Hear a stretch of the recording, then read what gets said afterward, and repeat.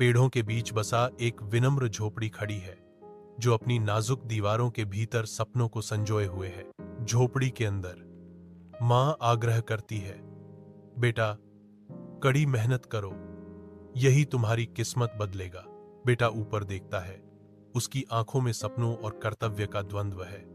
माँ, हम गरीब हैं, मैं काम करना चाहता हूं और तुम्हारी मदद करना चाहता हूं। सुबह की हल्की रोशनी में नहाया हुआ एक युवक अपनी पढ़ाई में मग्न बैठा है।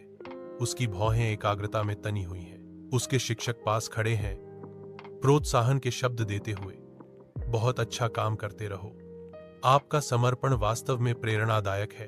अटल दृढ़ संकल्प से प्रेरित होकर वह देर रात की पढ़ाई को खेतों में कड़ी मेहनत के साथ संतुलित करता है।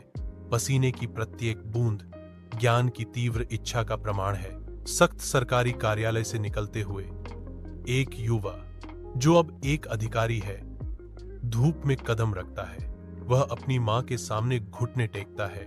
उसका चेहरा सम्मान से चमकता है और अपनी पहली तनख्वाह पेश करता है।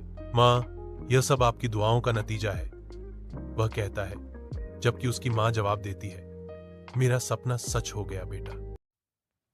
पेड़ों के बीच बसा एक विनम्र झोपड़ी खड़ी है जो अपनी नाजुक दीवारों के भीतर सपनों को संजोए हुए है। झोपड़ी के अंदर मां आग्रह करती है, बेटा कड़ी मेहनत करो, यही तुम्हारी किस्मत बदलेगा। बेटा ऊपर देखता है, उसकी आंखों में सपनों और कर्तव्य का द्वंद्व है।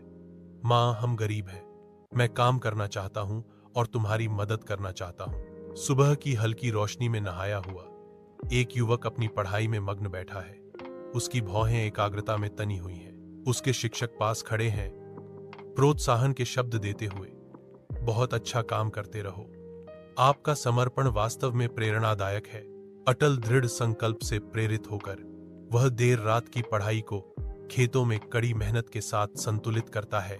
पसीने की प्रत्येक बूंद ज्ञान की तीव्र इच्छा का प्रमाण है। सख्त सरकारी कार्यालय से निकलते हुए एक युवा, जो अब एक अधिकारी है, धूप में कदम रखता है।